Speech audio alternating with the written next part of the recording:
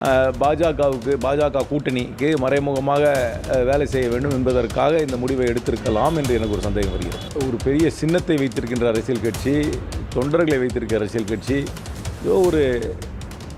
இந்த மாதிரி ஒரு முடிவை எடுத்திருக்கிறார்கள் என்று எனக்கு வியப்பு அளிக்கிறது.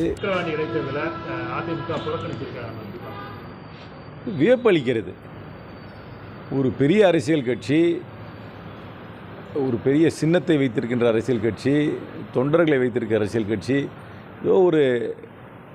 இந்த மாதிரி ஒரு முடிவை எடுத்திருக்கிறார்கள் என்று எனக்கு வியப்பு அளிக்கிறது. இதன் மூலமாக எனக்கு ஒரு சந்தேகம் எழுப்புகிறது. ஏதோ அந்த பாஜக கூட்டணிக்கு மறைமுகமாக அவர்கள் ஆதரவு தெரிவிக்க வேண்டும் என்பதற்காக இந்த மாதிரி ஒரு முடிவை எடுத்திருப்பார்களோ என்று எனக்கு ஒரு சந்தேகம் வருகிறது. ஏனென்றால் இப்பொழுது நடந்து முடிந்த பாராளுமன்ற தேர்தலில் கூட அவங்க ஒரு கணிசமான வாக்குகள் அந்த தொகுதியில் வாங்கியிருக்காங்க.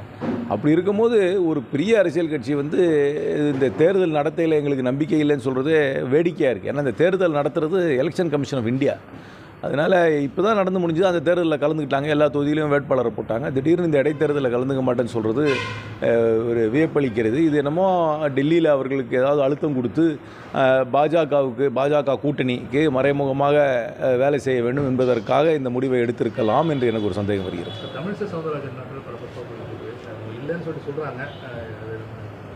எனக்கு தெரியல, நீ ஒத்த சீட்டு கூட வாங்கலையா அந்த ஸ்டேட்டில் அப்படின்னு அவர் வருத்தப்பட்டு கையை அப்படி காமிச்சிருப்பாருன்னு நினைக்கிறேன் நான். நம்ம இந்தியா கூட்டணி பல்வேறு வாக்குறுதிகள் நம்ம இது பண்ணோம். ஆனால் மக்கள் மெஜாரிட்டி இல்லாமல் பிஜேபி எந்த அளவுக்கு சக்ஸஸ்ஃபுல்லாக போகும், எந்த அளவுக்கு இல்லை, எங்களுடைய கொள்கைகளை நாங்கள் பின்வாங்க மாட்டோம். நாங்கள் வைத்திருக்கும் கோரிக்கைகள் அரசாங்கத்திடம் நாங்கள் கண்டிப்பாக முறையிடுவோம். தமிழ்நாட்டோட உரிமைகளை விட்டுக் கொடுக்காமல் நாங்கள் வாதாடுவோம் பாராளுமன்றத்தில். ஆந்திரா துணை முதல்வர் பவன் கல்யாண் இந்து கோயிலேருந்து ஹெச்ஆர்என்சி விலகிக்கணும் அப்படின்னு சொல்லி ஒரு கருத்து சொல்வார். புதுசாக இப்போ தான் அரசியலுக்கு வந்திருக்காரு. அவருக்கு சமுதாய நிலவரம்லாம் நல்லா தெரியுமா இல்லையான்னு தெரியாது. யார்கிட்ட கொடுப்பார் கோயிலை? இப்போவே ஹெச்ஆர்என்சி கிட்டே இருந்து கோயிலை எடுத்துட்டோம்னா யார்கிட்ட கோயிலை கொடுக்க போகிறோம்? அந்த கோயிலை நடத்துறதுக்குன்னு ஏதாவது அவங்களுக்கு எந்த குரூப்புக்கிட்ட கொடுப்பீங்க? எந்த நபர்கிட்டையோ எந்த குழுக்கிட்ட கொடுப்பீங்க அந்த சீட்டை? இதெல்லாம் அரசாங்க அனுபவம் இல்லாதவர்கள் சும்மா வேகமாக பேசுகிற பேச்சாக இருக்கும். அதனால் அதுக்கப்புறம் அப்படி கொடுத்தீங்கன்னா அவங்க அந்த குழு என்ன அவங்க எல்லாரையும் சேர்த்துக்குவாங்களா, இல்லை எப்படி அந்த குழு எப்படி தேர்ந்தெடுக்கப்படும்? அதனால் இது அரசாங்கத்தோட தான் இருக்க வேண்டும். இல்லாட்டி அம்பேத்கர், காந்தியடிகள், பெரியார் எல்லாரும் பட்ட கஷ்டமெல்லாம் வேஸ்ட்டாக போயிடும்.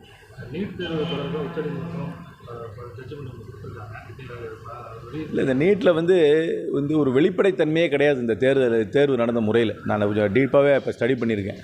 அதில் இந்த கிரேஸ் மார்க் கொடுத்துருக்காங்க 1500 ஸ்டூடெண்ட்டுக்கு. என்ன பேசிஸில் கொடுத்தாங்கன்னே கிடையாது. அதுக்கப்புறம் ஒரு கொஸ்டினுக்கு 2 ஆன்சர் கரெக்டாக இருக்கிறதுனால அந்த 2 ஆன்சர் போட்டவங்களுக்கும் மார்க் வர கொடுத்துருக்குறாங்க. ஏன்னா பழைய டெக்ஸ்ட் புக்கில் ஒரு ஆன்சர் இருந்தது, புது டெக்ஸ்ட் புக்கில் ஒரு ஆன்சர் இருக்குதுன்னு சொல்லி.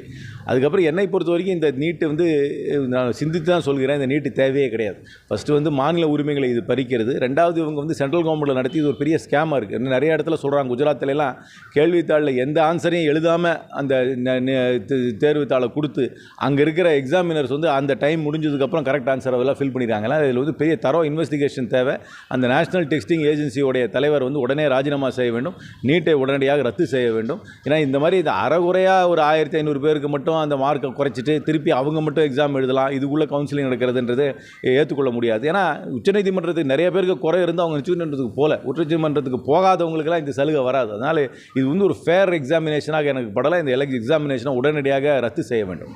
கூட்டணி தொடர்பாக காங்கிரஸ் ஒரு பனிப்போர் மாதிரி போயிருக்கு. அதாவது திமுக காங்கிரஸ்குள்ளேயே ஒரு பனிப்போர் மாதிரி இல்லை, ஒரு பனிப்போர் இல்லை. நேற்று ரொம்ப பரஸ்பரமாக இருந்தது எங்கள் கூட்டணி. கோயம்புத்தூரில் நீங்கள் பார்த்தீங்கன்னா அத்தனை பாராளுமன்ற உறுப்பினர்களும் எங்களுடைய கட்சி தலைமையும் ஒரே மேடையில் திராவிட முன்னேற்ற கழக தலைமையோடு முதலமைச்சரோடு நேற்று கலந்துக்கிட்டோம். எங்களுக்கு எந்த விதமான பனிப்போரும் கிடையாது. திராவிட முன்னேற்ற கழகம் தலைமை தாங்கும் இந்தியா கூட்டணி வலுவாக இருக்கிறது. 40 தொகுதிகளிலும் வெற்றி பெற்றோம். வருங்காலத்திலும் எங்கள் கூட்டணி தொடர்ந்து வெற்றி பெறும். ரைட்டா?